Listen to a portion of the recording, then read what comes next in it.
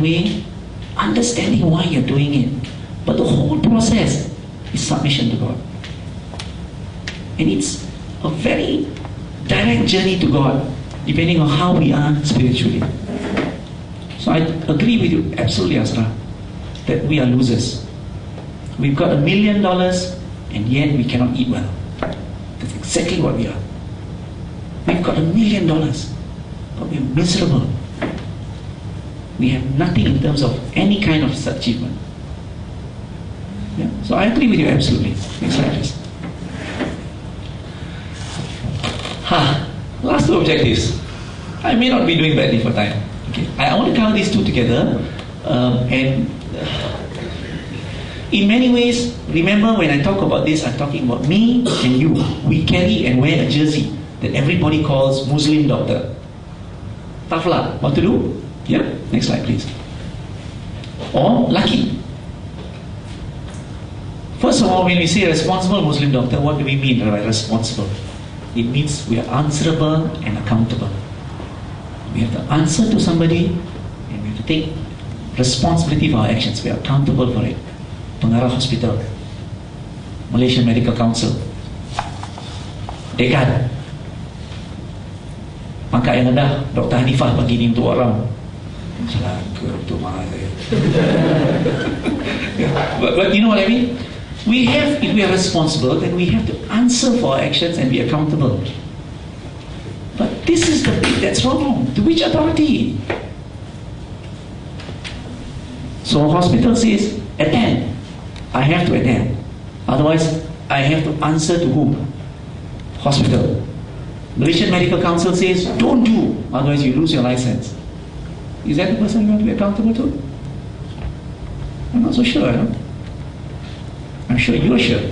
It's not the person I want to be accountable to. Unless that authority follows the code of conduct that the hereafter acknowledges as the correct code of conduct. Very easy. To me, it's not difficult. And I'm sure to you it's not difficult. But for a while, we get in the haze, we get this confusion because we don't know where our loyalties lie. So we've got these worldly authorities pushing us, and then we've got medical ethics saying cannot do this, cannot do that, and most of it is correct. But some of it may not be. I believe it's this code of conduct in the hereafter that should dictate. I'll give you a very simple example. Many a time, I'm approached here in Malaysia by very responsible children carrying filial sons, daughters. Please do not tell my mother that she has got this illness. She cannot take it, she'll be very depressed. I'm taking responsibility for paying for her care, for her treatment. I'm the man you talk to. You just tell her that she's got a bit of medical checkup issues, a bit of poor blood flow, and we'll take care of it. In fact, it's glioblastoma multiforme. God's knowledge to us is that of 100 people, 50% will not be alive after 6 months without treatment. I choose my words very carefully. God's knowledge to us is that 50% will be alive after 6 months. Did I say 50% will die in 6 months? No. Because we have to be very clear how we understand this. Yeah? So even when I talk to patients, I'm very cautious. Not because I'm clever, because I'm a bit afraid if I say the wrong thing. There's this hellfire that's waiting for me. My skin burns, and it burns again, And then it burns, and I get new skin to burn again. Poor deal, I rather look after my words today. Otherwise, I'm bartering in very poor trade. Okay? So this story, I come back to you. Of course, I choose an example of glioblastoma multiforme, but God knows how many different examples of motor neuron disease. And I've had a complaint letter written to me about it as well. Yeah. I'll share that with you if you want to. But because I went against the advice of the son or daughter, but they all know if you bring your parent who is not suicidal, who is not insane to see me, my first obligation is to tell the patient. Why? Because if he has a fatal disease, what are you going to do? You know you're going to die in 3 months. For the hereafter, what are you going to do? What's wrong? Pray. And what are the important components of your prayer? What are the urusan dunia that you will take care of? What do Muslims do? You know you're going to die in 3 months. Wasiat? Yes, wasiat. Which includes Selesaikan semua hutang.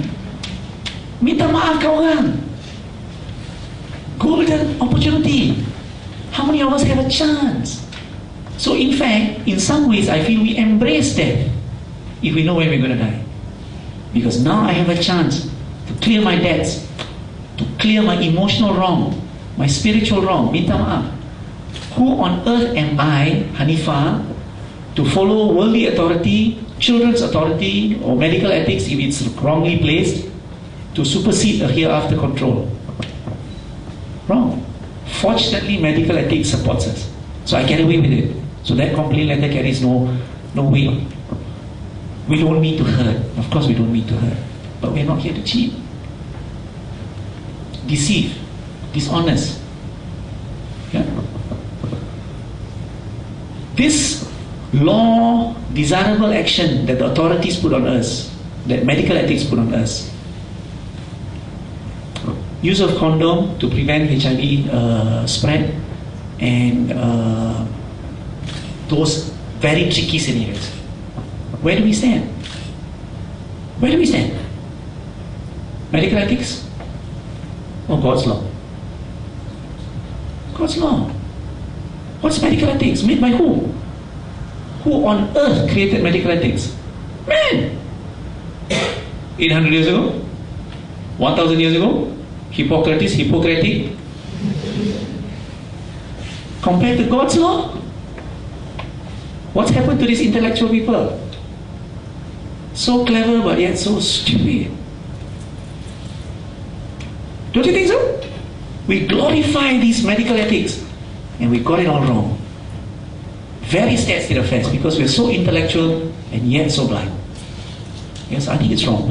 But you see, the problem is we must be strong enough in knowledge to be able to decipher God's law. So the onus is on us to go back to learn God's law. Only then can we be in a position to say, oh no, this is not compatible with what I understand I have to answer to God for. Very straightforward. To me it's very straightforward. Can I answer to God tomorrow? Tomorrow, you know, man, akhirat. Can? Go ahead. Cannot? Think again. Very straightforward. Okay? And the simile I give my family and I give you. And fortunate for me, whatever done, COVID or whatever, is facing it now. The war crimes scenario. This is the best example I've been using for years. When we're all in the same army and I'm your general, and we hate the others because we feel they've taken something from us and we're fighting them to kill them. This is the war scenario. Now we get into the territory and we win, and we win this battleground against this army's home.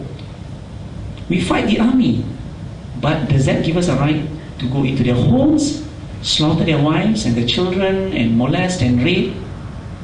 And then we're instructed by the general, me, do it.